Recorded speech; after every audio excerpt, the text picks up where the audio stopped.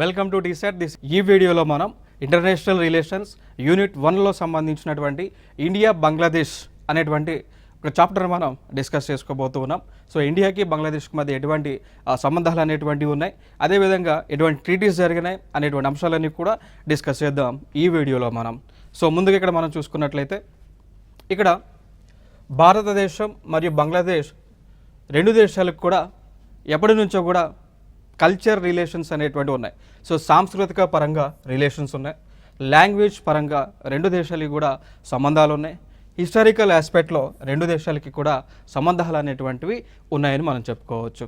So మనందరికీ తెలుసు 1947కి ముందు అంటే ఇండియా పాకిస్తాన్ విడిపోకముందు బంగ్లాదేశ్ అనేటువంటి ఒక ప్రాంతము కూడా భారతదేశంలోని అఖండ భారతంలోని ఒక భాగం అనేటువంటి అంశం మనం ఆల్రెడీ కూడా హిస్టరీలో చదువుకొని ఉన్నాం. సో బంగ్లాదేశ్ అయినా కానీ, పాకిస్తాన్ అయినా కానీ, ఇండియా అయినా కానీ ఇవన్నీ కూడా ఒకే ప్రాంతాలుగా ఉండేవి బ్రిటిష్ వాళ్ళు భారతదేశాన్ని పరిపాలిస్తున్నటువంటి సమయంలో. సో అప్పటి నుంచి కూడా ఇక్కడ రెండు ప్రాంతాలకి కూడా కల్చర్ పరంగా, సాంస్కృతిక పరంగా, లాంగ్వేజ్ భాష పరంగా, అదేవిధంగా హిస్టారికల్ ఆస్పెక్ట్స్లో కూడా రిలేషన్స్ అనేటువంటివి అలా కంటిన్యూ వస్తున్నాయి. ఇప్పుడు కూడా ఆ రిలేషన్స్ అనేటువంటివి కంటిన్యూ వస్తూ ఉన్నాయి. సో మనం మ్యాప్లో కనుక చూస్తే ఈ బంగ్లాదేశ్ అనేటువంటి ప్రాంతం ఎక్కడ ఉంటుంది చూడండి మిత్రమా, ఇక్కడ ఉంటుంది. సో బంగ్లాదేశ్ అనేటువంటి ప్రాంతం ఇక్కడ ఉంటా ఉంది. సో దీని గురించి ఇంకొక అంశం మనం మాట్లాడాలంటే, బ్రిటిష్ వాళ్ళు భారతదేశానికి వచ్చినప్పుడు బ్రిటిష్ ప్రాంతాన్ని కొన్ని ప్రావిన్సెస్గా వాళ్ళు బైఫర్కేట్ చేయడం జరిగింది. లైక్ మనం మాట్లాడుకోవాల్సి వస్తే, ఒకటి బాంబే ప్రొవిన్స్ లేదా ప్రెసిడెన్సీ అంటాం, బాంబే ప్రెసిడెన్సీ ఒకటి, రెండు మద్రాస్ ప్రెసిడెన్సీ, ఇక్కడ చూడవచ్చు మీరు, రెండు మద్రాస్ ప్రెసిడెన్సీ, మూడవది మనం చూసుకున్నట్లయితే బెంగాల్ ప్రెసిడెన్సీ అని పిలుస్తూ ఉంటాం, బెంగాల్ ప్రెసిడెన్సీ అండి. సో భారతదేశాన్ని బ్రిటిష్ వాళ్ళు ఈ విధంగా విడగొట్టారు. ఒకటి బాంబే ప్రెసిడెన్సీ, రెండు మద్రాస్ ప్రెసిడెన్సీ, మూడు బెంగాల్ ప్రెసిడెన్సీగా విడగొట్టడం జరిగింది. క్లియర్, ఇక్కడ వరకు క్లియర్ కదా. సో ఈ బెంగాల్ అనేటువంటిది కంప్లీట్గా ఒకే ప్రాంతం. ఆ తర్వాత ఈ బెంగాల్ ప్రాంతం నుంచి ఎక్కువగా కూడా రెవల్యూషన్స్ అనేటువంటి బ్రిటిష్ వాళ్ళ పైన ఎక్కువగా వస్తున్నటువంటి సందర్భాన బ్రిటిష్ వాళ్ళు ఏం చేశారు అంటే, ఈ బెంగాల్ అనేటువంటి ప్రాంతాన్ని రిలీజియన్ బేసిస్లో విడగొట్టడం జరిగింది. సో బ్రిటిష్ వాళ్ళు, లైక్ మనం చెప్తూ ఉంటాం, లార్డ్ కర్జన్ అనేటువంటి ఒక వ్యక్తి, సో లార్డ్ కర్జన్ అనేటువంటి ఒక వ్యక్తి 1905లో 1905వ సంవత్సరంలో బెంగాల్ అనేటువంటి ఒక ప్రెసిడెన్సీని రెండు భాగాలుగా విడగొట్టారు. సో విడగొట్టిన తర్వాత వీళ్ళు ఫాలో అయినటువంటి క్రైటీరియా ఏంటి అంటే రిలీజియన్ క్రైటీరియా. సో ఇక్కడ హిందూస్ మెజారిటీగా ఉన్నటువంటి ప్రాంతం ఏమో వెస్ట్ సైడ్ వచ్చింది, west side. So Islamic people మెజారిటీగా ఉన్నటువంటి ప్రాంతం సో ఈస్ట్ సైడ్ ఉంది, ఓకేనా. సో ఈస్ట్ సైడ్ ఉంది, ఇక్కడ ఇస్లామిక్ పీపుల్ ఈ విధంగా విడగొట్టడం జరిగింది రిలీజియన్స్ పైన. సో ఫర్దర్గా స్టేట్స్ అంటే కంట్రీ సపరేట్ అయిన తర్వాత ఏం జరిగింది అంటే హిందూస్ మెజారిటీగా ఉన్నటువంటి ప్రాంతం భారతదేశంలో కలిసింది. దాన్ని మనం ఇప్పుడు వెస్ట్ బెంగాల్గా పిలుస్తూ ఉన్నాం. సో ఇస్లామిక్ మెజారిటీగా ఉన్నటువంటి ప్రాంతం ఏమైంది అంటే ఇక్కడ సో ఈస్ట్ పాకిస్తాన్గా మారింది. సో ఈస్ట్ పాకిస్తాన్గా మారటం జరిగింది. క్లియర్ కదా, ఈస్ట్ పాకిస్తాన్గా మారింది. క్రమేపీ ఈస్ట్ పాకిస్తానే ఇప్పుడు ఉన్నటువంటి Bangladesh. So India Pakistan relations మనం మాట్లాడుకున్నప్పుడు చెప్పాం కదా, బంగ్లాదేశ్ అనేటువంటిది ఏ విధంగా అవతరించింది, యుద్ధం జరిగిన తర్వాత ఎట్లా వచ్చిందని డిస్కస్ చేసాం కదా అక్కడ. సో అదే కాన్సెప్ట్ ఇక్కడ వ్యాలిడ్ అవుతూ ఉంది. సో ఫైనల్గా బంగ్లాదేశ్ అనేటువంటిది స్వతంత్ర దేశంగా ఏర్పాటైంది. సో దానిని ఆ ఏర్పాటుని ఐక్యరాజ్య సమితి కూడా గుర్తింపిచ్చింది. ఇది ఇంపార్టెంట్ ఇక్కడ. సో దాని యొక్క మన బంగ్లాదేశ్ మ్యాప్ చూస్తే ఈ విధంగా ఉంటుంది. సో బంగ్లాదేశ్ క్యాపిటల్గా ఢాకా అనేటువంటి ప్లేస్ ఉంది. వారి యొక్క కరెన్సీ కూడా ఠాకా అనేటువంటి కరెన్సీ. బంగ్లాదేశ్ యొక్క రాజధాని ఢాకా, బంగ్లాదేశ్ యొక్క కరెన్సీ వచ్చి టాకా. బంగ్లాదేశ్ యొక్క కరెన్సీ ఠాకా, గుర్తుపెట్టుకోండి, వెరీ ఇంపార్టెంట్. నెక్స్ట్ అంశాలు సో చూసాం కదా, లిబరేషన్ వార్ ఇన్ 1971లో విముక్త యుద్ధం జరిగింది. సో December 16న విన్ అయ్యారు. సో యుద్ధం జరిగింది, విన్ అయ్యారు. విన్ అయిన తర్వాత 1971 నుంచి కూడా బంగ్లాదేశ్ అనేటువంటి దేశం స్వతంత్ర దేశంగా ఏర్పాటు అవడం జరిగింది. ఓకే, సో నెక్స్ట్ అంశం ఇక్కడ చూసుకున్నట్లయితే బెంగాలీ ముస్లింలు మరియు హిందువులను రక్షించేందుకు పాకిస్తాన్తో యుద్ధానికి దిగుతామని 3 డిసెంబర్ 1971 భారత ప్రభుత్వం ప్రకటించింది అండి. సో బెంగాలీ ముస్లింలను అదేవిధంగా హిందువులను రక్షించడానికి భారత ప్రభుత్వం 3 డిసెంబర్ 1971 ఇక పాకిస్తాన్కి హెచ్చరించడం జరిగింది. ఆ రోజునే యుద్ధం అనేటువంటిది కూడా స్టార్ట్ అయింది. సో ఇక యుద్ధం అనేటువంటిది జస్ట్ 13 రోజులు మాత్రమే జరిగింది. 13 రోజుల్లోనే ఇండియా అనేటువంటిది విన్ అవ్వటం జరిగింది. సో చూడవచ్చు ఇక్కడ 1971 డిసెంబర్ 16న 93,000 మంది సైనికులతో పాకిస్తాన్ దళాల అధిపతి ఢాకాలో భారత్ సైన్యం మరియు ముక్తి బాహినితో కూడిన మిత్ర దళాలకు బేషరతుగా లొంగిపోయారు. సో 1971 యుద్ధం ఎప్పుడు డిసెంబర్ 16న పాకిస్తాన్కి చెందినటువంటి 93,000 సోల్జర్స్ ఇండియన్ గవర్నమెంట్కి అదేవిధంగా బంగ్లాదేశ్ అంటే ఈస్ట్ పాకిస్తాన్కి లొంగిపోయారు. యుద్ధంలో ఓడిపోయారు కదా, లొంగిపోయారు. సో ఇది ఒక అంశంగా మనం మాట్లాడుకోవచ్చు. లొంగిపోయిన తర్వాత వీళ్ళు ఇక్కడ ఈ యొక్క అగ్రిమెంట్స్ అనేటువంటిది చేస్తూ ఉన్నారు. సో చూడవచ్చు, shortest war in the history 13 రోజులు మాత్రమే జరిగింది. World's largest surrender by an army. So దాదాపు 90,000 మంది పాక్ సోల్జర్స్ సరెండర్ అవ్వటం జరిగింది. ఓడిపోయామని చెప్పేసి సరెండర్ అవ్వటం జరిగింది. సో ఇది ఒక ఇంపార్టెంట్ ఏరియా ఇక్కడ. సో దాని తర్వాత భారతదేశానికి బంగ్లాదేశ్ ప్రాముఖ్యత ఏమిటి అనేటువంటి అంశాలు మనం చూసుకోవాలి. చాలా ప్రాముఖ్యత ఉంది. సో బంగ్లాదేశ్ ఇండియా ఎందుకు ఎప్పుడు కూడా పరస్పరంగా సహకరించుకోవాలి, ఒకరికొకరు సహాయం చేసుకోవాలి, ఆ ఫ్రెండ్షిప్ అనేటువంటిది కంటిన్యూ చేయాలి. ఎందుకు అంటే దానికి కొన్ని కారణాలు ఉన్నాయి. ఏంటో కారణాలు తెలుసా? ఒకటి ఇండియాకి బంగ్లాదేశ్కి బౌండరీ ఉంటుంది, తెలుసు కదా. సో ఇండియాకి బంగ్లాదేశ్కి బౌండరీ ఉంది. ఆ బౌండరీ లెంత్ ఎంతో తెలుసా? 4096 అండి. 4090 అంటే 4096 కిలోమీటర్స్. ఆ బౌండరీ లెంత్ వచ్చి 4096 కిలోమీటర్స్. ఆ యొక్క బౌండరీ లెంత్ అనేటువంటిది ఉంటా ఉంది. క్లియర్ కదా, వెరీ ఇంపార్టెంట్. సో మరి ఇంపార్టెంటే కాదగా బంగ్లాదేశ్ అనేటటువంటిది ఇండియాకి ఇంపార్టెంట్, అవునా కదా? డెఫినెట్గా అవును అండి. సో ఎందుకంటే ఇది హైయెస్ట్ బౌండరీ. మన భారతదేశం ఏ దేశంతోనైనా ఎక్కువ మేర సరిహద్దు కలిగి ఉంది అంటే అది బంగ్లాదేశ్తోనే. India shares the highest boundary length with Bangladesh. So that's why Bangladesh is very important to India as well as India's relationship is very important to Bangladesh as well. ఇక దాని తర్వాత నదులు మనం చూసుకున్నట్లయితే, నదులు చూస్తే మనకి మన భారతదేశంలో జన్మించినటువంటి నదులు ఫర్ ఎగ్జాంపుల్గా తీసుకుంటే గంగా అనేటువంటి నది ఎక్కడికి వెళ్తూ ఉంది అండి? గంగా అనేటువంటి నది ఎక్కడికి వెళ్తూ ఉంది? బంగ్లాదేశ్కి వెళ్తూ ఉంది. అదేవిధంగా ఇక్కడ మనకి బ్రహ్మపుత్ర అనేటువంటి నది ఏదైతే దేన్ని మనం సాంగ్పో రివర్ అని పిలుస్తూ ఉన్నామో ఆ రివర్ భారతదేశంలో ప్రవహించి అక్కడ నుంచి బంగ్లాదేశ్కి వెళ్తూ ఉంది. ఫర్ ఎగ్జాంపుల్ మనందరికీ తెలుసు. ఓకే, సో ఇక్కడ బ్రహ్మపుత్ర నది అనేటువంటిది సాంగ్పో నదిగా పిలుస్తూ ఉంటాం టిబెట్లో. అక్కడ జన్మించినటువంటి నది అది ఇండియాలో. సో ఇక్కడ ఈ ప్రాంతం అంతా కూడా అరుణాచల్ ప్రదేశ్ మీదుగా భారత భూభాగంలోకి ఆ నది అనేటువంటిది ఎంటర్ అయి అక్కడి నుంచి ఆ నది అంతా కూడా ఎక్కడికి వెళ్తూ ఉంది అంటే బంగ్లాదేశ్లోకి వెళ్తూ ఉంది. సో దీన్ని బట్టి మనం చెప్పవచ్చు కదా, ఇండియాకి బంగ్లాదేశ్కి నది సంబంధించినటువంటి సరిహద్దులు ఉన్నాయని చెప్పేసి. దాని తర్వాత సముద్ర సరిహద్దు అంటాం. ఇండియాకి బంగ్లాదేశ్కి మధ్యలో ఉన్నటువంటి సముద్రం ఏముంది అండి? బే ఆఫ్ బెంగాల్ అంటాం. సో బంగాళాఖాతం ఉంది. సో బే ఆఫ్ బెంగాల్ అనేటువంటిది ఉంది. సో దీన్ని బట్టి మనం చెప్పవచ్చు కదా, ఇండియాకి బంగ్లాదేశ్కి మధ్య సముద్రం అనేటువంటిది సరిహద్దుగా కలిగి ఉంది అనేటువంటి అంశాన్ని కూడా మనం చెప్పవచ్చు కదా. So that's why these two countries relationships are very very important. Okay, next అంశం. ఇంకొక అంశం మనం చూస్తే చైనా వాళ్ళు స్ట్రింగ్ ఆఫ్ పర్ల్స్. చైనా దేశము ఏం చేసింది అంటే ఒక కాన్సెప్ట్ని లాంచ్ చేశారు. దానినే స్ట్రింగ్ ఆఫ్ పర్ల్స్ అంటాం. స్ట్రింగ్ ఆఫ్ పర్ల్స్, దాన్ని ముత్యాల దండ అన్నట్టు. చూడండి ఇక్కడ.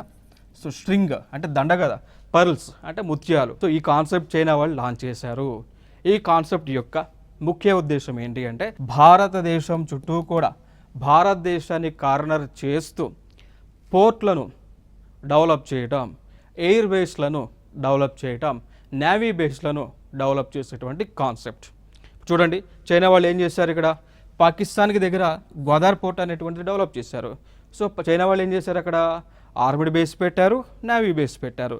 అంటే ఇండియాకి చైనాకి యుద్ధం ఏదైనా వస్తే భవిష్యత్తులో ఇక్కడ నుంచి ఇండియా పైన అటాక్ చేస్తారు. దాని తర్వాత శ్రీలంక దగ్గర కూడా, శ్రీలంక అనేటువంటి దేశం దగ్గర హంపోంటంట అనేటువంటి ఒక పోర్ట్ని డెవలప్ చేశారు ఇక్కడ. సో అక్కడ కూడా చైనా వాళ్ళు ఆర్మీ, అదేవిధంగా లైక్ ఎయిర్, అదేవిధంగా నేవీ బేస్ని ఏర్పాటు చేశారు. ఇక దాని తర్వాత మయన్మార్ దేశంలో కూడా సెట్వే అనేటువంటి ఒక పోర్టుని డెవలప్ చేశారు. సో ఈ పోర్ట్స్ అనేవి కూడా ఎట్లా ఉన్నాయి, ఇండియన్ కార్నర్ చేస్తూ ఇండియా చుట్టూ కూడా ఉన్నాయి. సో ఈ కాన్సెప్ట్నే స్ట్రింగ్ ఆఫ్ పర్ల్స్ అంటాం. ఏ దేశం లాంచ్ చేసింది, చైనా దేశము లాంచ్ చేసింది. ఎవరికి వ్యతిరేకంగా, ఇండియాకి వ్యతిరేకంగా లాంచ్ చేయడం జరిగింది. క్లియర్ కదా. మరి ఇట్లాంటి సిచ్యువేషన్లో బంగ్లాదేశ్ భారతదేశంతో ఉండడం చాలా ఇంపార్టెంట్ కదా. సో అందుకోసమే మనం బంగ్లాదేశ్తో రిలేషన్స్ అనేటువంటి కంటిన్యూ చేయాల్సినటువంటి నెసెసిటీ ఉంది.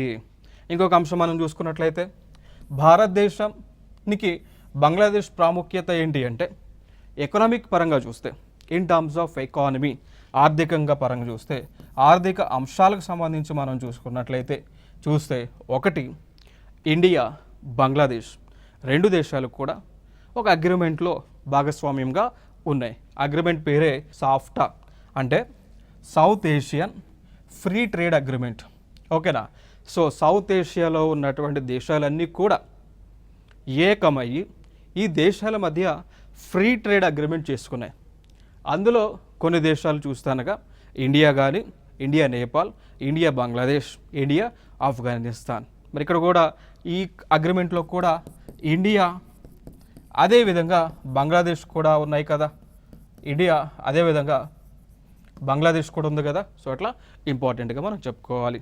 ఇక దాని తర్వాత ఇండియా బంగ్లాదేశ్ కాకుండా భూటాన్, నేపాల్ కలిసి ఒక అగ్రిమెంట్ని ఏర్పాటు చేసుకున్నాయి, 4 దేశాలు కలిపి. సో దాన్నే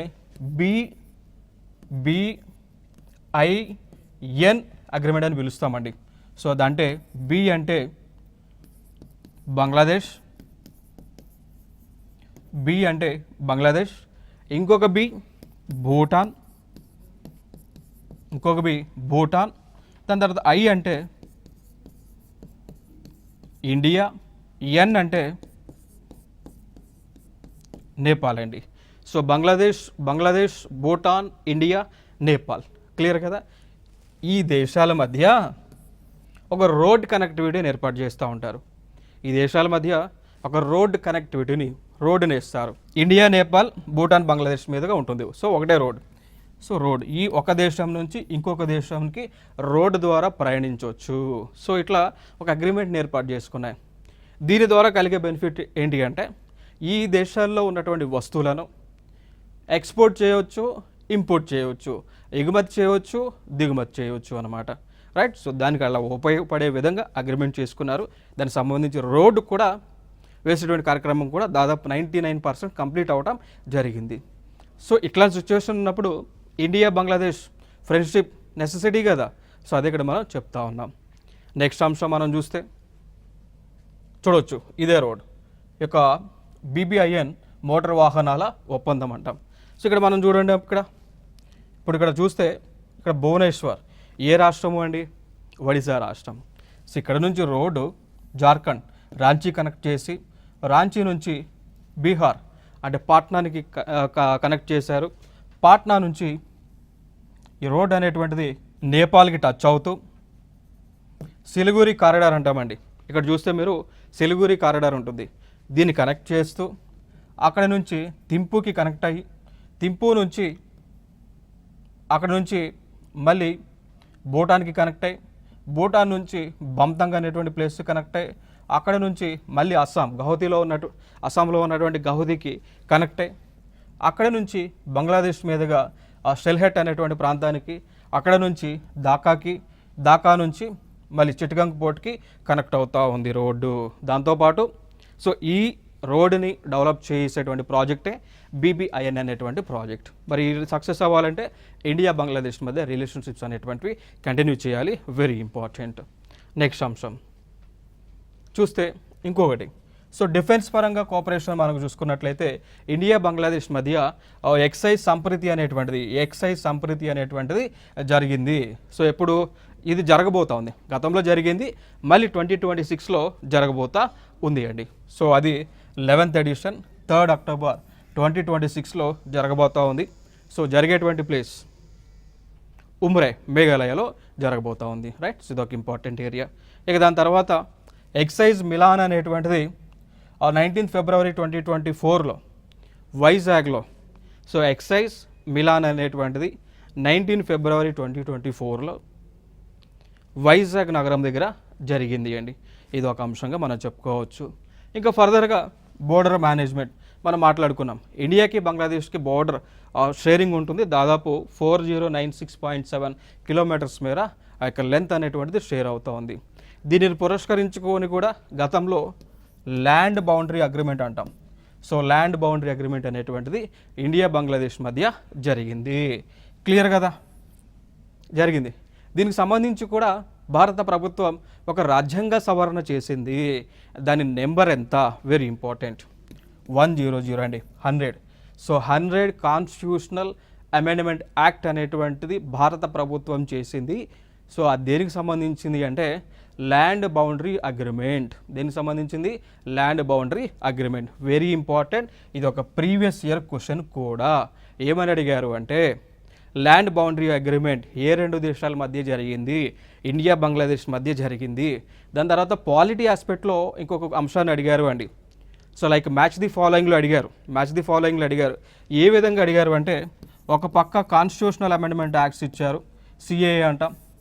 ఏ విధంగా అడిగారంటే మ్యాచ్ ది ఫాలోయింగ్. సో రాజ్యాంగ సవరణలు ఇచ్చారు ఒక పక్క ఏమో అవి దేనికి సంబంధించింది అడిగారండి. సో దాని యొక్క రిలేటెడ్ టు అని చెప్పేసి అడిగారు.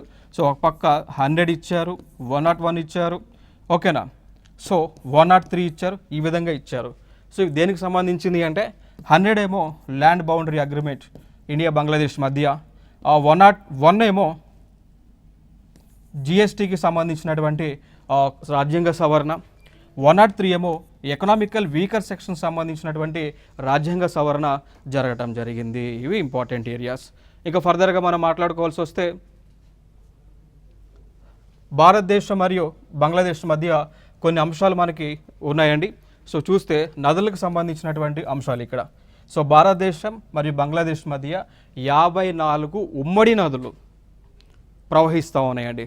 సో బంగ్లాదేశ్ మధ్య ఇండియా మధ్య టోటల్ రివర్స్ ఎన్ని ప్రవహిస్తూ ఉన్నాయి? 54 నదులు ప్రవహిస్తూ ఉన్నాయండి. సో ఈ ఇన్ఫర్మేషన్ కూడా మీరు గవర్నమెంట్ వెబ్సైట్లో మీరు చూడవచ్చు. ఇక్కడ మీకు అందించడం జరిగింది. సో ఇది జాయింట్ రివర్స్ కమిషన్ బంగ్లాదేశ్ గవర్నమెంట్కి సంబంధించినటువంటి వెబ్సైట్. దానిలో పొందుపరిచారు. ఏమని అన్నారంటే ఇండియాకి బంగ్లాదేశ్కి మధ్య నదులు టోటల్గా 54 నదులు ప్రవహిస్తూ ఉన్నాయని మెన్షన్ చేశారు. ఇదొక ఇంపార్టెంట్ అంశం. దాని తర్వాత ఆ నదులకు సంబంధించి పరిరక్షణకు సంబంధించి జాయింట్ రివర్స్ కమిషన్ని జూన్ 1972వ సంవత్సరంలో ఏర్పాటు చేశారు. సో ఈ జాయింట్ రివర్స్ కమిషన్ అనేటువంటిది రెండు దేశాల మధ్య నదులను పరిరక్షిస్తూ అదేవిధంగా జలాల పంపకాలకు సంబంధించి డెసిషన్స్ అనేటువంటిది తీసుకుంటా ఉన్నారు అండి. ఇది ఒక ఇంపార్టెంట్ ఏరియా ఇక్కడ.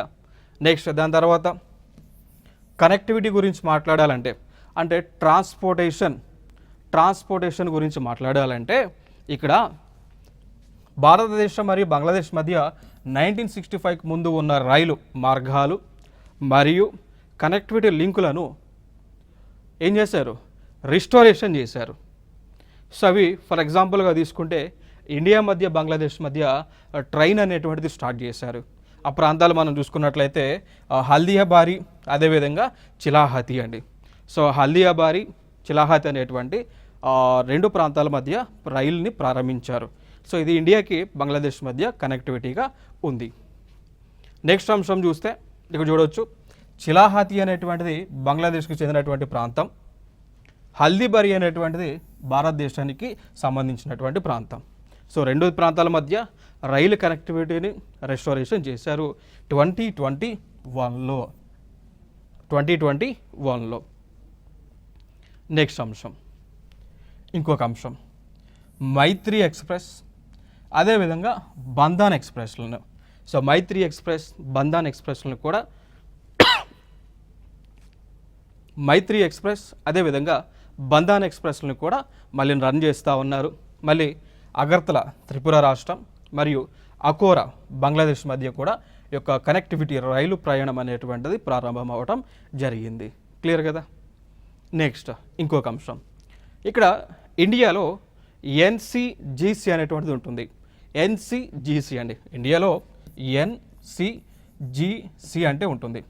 సో దాన్ని ఏమంటాము అంటే national centre for good governance, తెలుసు కదా. So national centre for good governance ఉంటుంది. సో ఇండియాలో ఉంటా ఉంది. ఓకేనా. సో దీనిలో ఇప్పుడు ఏదైతే గవర్నమెంట్కి సంబంధించినటువంటిది ఉందో, సో ఇది ఒక ఇన్స్టిట్యూషన్. దేనికి సంబంధించిన ఇన్స్టిట్యూషన్? ఆల్ ఇండియా సర్వీసెస్ ఆఫీసర్స్కి ట్రైనింగ్ ఇచ్చేటువంటి ఒక ఇన్స్టిట్యూషన్. పరిపాలనకు సంబంధించి, అడ్మినిస్ట్రేషన్, గవర్నెన్స్ సంబంధించి ట్రైనింగ్ ఇచ్చేటువంటి ఒక ఇన్స్టిట్యూషన్ అనమాట. సో దీనిలో బంగ్లాదేశ్కి సంబంధించినటువంటి దాదాపు 1800 మందికి దీనిలో ట్రైనింగ్ అనేటువంటిది ఇస్తూ ఉన్నారు. ఓకేనా.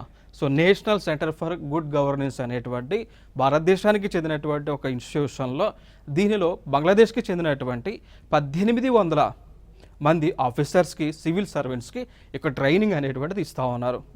ఎందులో భాగంగా రెండు దేశాల మధ్య సంబంధాలు అనేటువంటివి మెరుగుపరిచేటువంటి ఉద్దేశంలో భాగంగా. నెక్స్ట్ అంశం అండి, కల్చరల్ పరంగా మనం చూసుకున్నట్లయితే ఇక్కడ ఇండియన్ గవర్నమెంట్ ఐజీసీసీ అంటామండి. So Indira Gandhi cultural centre. So ఏమంటామండి, Indira Gandhi cultural సెంటర్ని ఎక్కడ ఏర్పాటు చేశారు? ఢాకాలో ఏర్పాటు చేశారు. క్లియర్ కదా. ఇందిరాగాంధీ మన ప్రైమ్ మినిస్టర్ గారు కదా, ఎక్స్ ప్రైమ్ మినిస్టర్ గారు. సో ఆవిడ పేరు పైన ఇందిరాగాంధీ కల్చరల్ సెంటర్ని ఢాకాలో బంగ్లాదేశ్లో ఏర్పాటు చేశారు. ఇండియన్ గవర్నమెంట్ ఏర్పాటు చేసింది. సో దీనిలో మన ఇండియాకి చెందినటువంటి కల్చర్స్ లైక్ క్లాసికల్ డాన్సెస్ పైన, లైక్ కూచిపూడి, భరతనాట్యం, కథాకళి, మణిపూరి, ఒడిస్సీ, దాని తర్వాత ఇండియన్ క్లాసికల్ లాంగ్వేజెస్ లైక్ మనం చూసుకుంటే తెలుగు, తమిళ్, ఒడియా, మలయాళం, సాంస్కృతి. సో ఇట్లా ఈ క్లాసికల్ లాంగ్వేజెస్ పైన ఈ సెంటర్లో ఆ దేశస్తులకు యొక్క ట్రైనింగ్ అనేటువంటిది ఇస్తూ ఉన్నారు. ఇదొక అంశంగా మనం మాట్లాడుకోవచ్చు. సో మన భారతదేశ కళలు ఆ దేశంలో ఉన్నటువంటి వారికి నేర్పిస్తూ ఉన్నారు. ఇంకొక అంశం చూడవచ్చు ఇక్కడ. సో సాంస్కృతిక సహకారం కింద ఐసీజీసీలో యోగా, కథక్, మణిపూరి నృత్యం, హిందీ భాష మరియు హిందుస్థానీ శాస్త్రీయ సంగీతానికి సంబంధించి ఇంకా మరికొన్ని క్లాసికల్ డాన్సెస్ లాంగ్వేజెస్ సంబంధించి అక్కడ ట్రైనింగ్ అనేటువంటిది అందిస్తూ ఉన్నారు. క్లియర్ కదా. ఇంకొక అంశం బహుపాక్షిక సహకారం అండి. బహుపాక్షిక సహకారం, దీనినే మల్టీలేటరల్ కోఆపరేషన్ అని పిలుస్తాం. మల్టీలేటరల్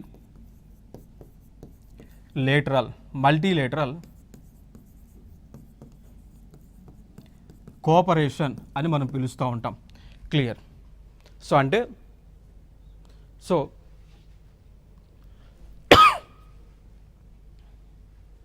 సో దీనినే మల్టీలేటరల్ కోఆపరేషన్గా మనం పిలుస్తూ ఉంటాం. క్లియర్ ఇక్కడ.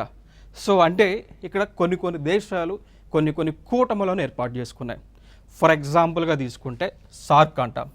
ఫర్ ఎగ్జాంపుల్గా సార్క్ని ఏర్పాటు చేసుకుంది. ఫుల్ ఫామ్ ఇంపార్టెంట్, నేను రాస్తాను చూడండి. సౌత్ ఏషియన్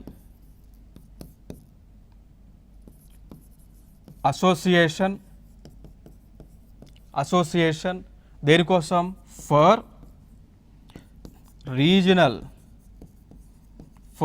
రీజనల్ కోఆపరేషన్ అండి. For regional cooperation. So SAARC అంటే ఏంటి అండి? సౌత్ ఏషియన్ అసోసియేషన్ ఫర్ దేనికోసం? ఫర్ రీజనల్ కోఆపరేషన్ అనేటువంటి ఒక కూటమిని ఏర్పాటు చేసుకున్నాయి. సో సౌత్ ఆసియాలో ఉన్నటువంటి దేశాలన్నీ కూడా ఇండియా కానీ, బంగ్లాదేశ్ కానీ, లైక్ నేపాల్ కానీ, భూటాన్, ఇవన్నీ కూడా కలిసి దేశాలన్నీ కూడా కలిసి ఏర్పాటు చేసుకున్నాయి. ఈ కూటమిలో బంగ్లాదేశ్ ఉందా? ఉంది. ఇండియా ఉందా కూటమిలో? ఇండియా కూడా ఉంది. సో ఇక్కడ ఏం జరిగింది అండి, భారతదేశం మధ్య బంగ్లాదేశ్ మధ్య సార్క్ కూటమి రూపంలో పరస్పరంగా యొక్క ఒప్పందాలు అనేటువంటి జరుగుతూ ఉన్నాయి, బెనిఫిట్స్ అనేటువంటివి పొందుతూ ఉన్నారు. ఇది క్లియర్ కదా.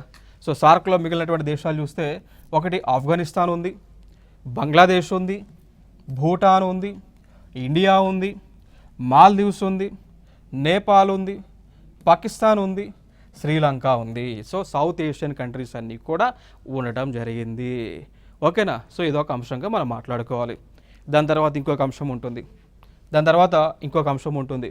అంశమే బిమ్స్టెక్ అండి. దాని పేరే బిమ్స్టెక్. సో దీనిలో కూడా భారతదేశంతో పాటు బంగ్లాదేశ్ కూడా మెంబర్గా ఉన్నాయి. క్లియర్ ఇక్కడ వరకు. ఇంకొక అంశం మనం గుర్తుపెట్టుకోవాలి. గతంలో అడిగారండి, ఏమని అడిగారంటే what is the full form of BIMSTEC అని అడిగారు. సో నేను ఫుల్ ఫామ్ మీకు ఎక్స్ప్లెయిన్ చేస్తాను, గుర్తుపెట్టుకోండి. ఓకే. సో బి అంటే బే ఆఫ్ బెంగాల్. బి అంటే బే ఆఫ్ బెంగాల్ అండి. ఇనిషియేటివ్. ఐ అంటే ఇనిషియేటివ్ ఫుల్ ఫామ్ అడిగారు, అందుకోసమే చాలా ఇంపార్టెంట్. ఇనిషియేటివ్. ఎం అంటే మల్టీ సెక్టోరియల్.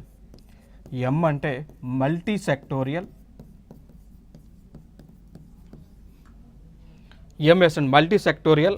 టీ అంటే టెక్నికల్.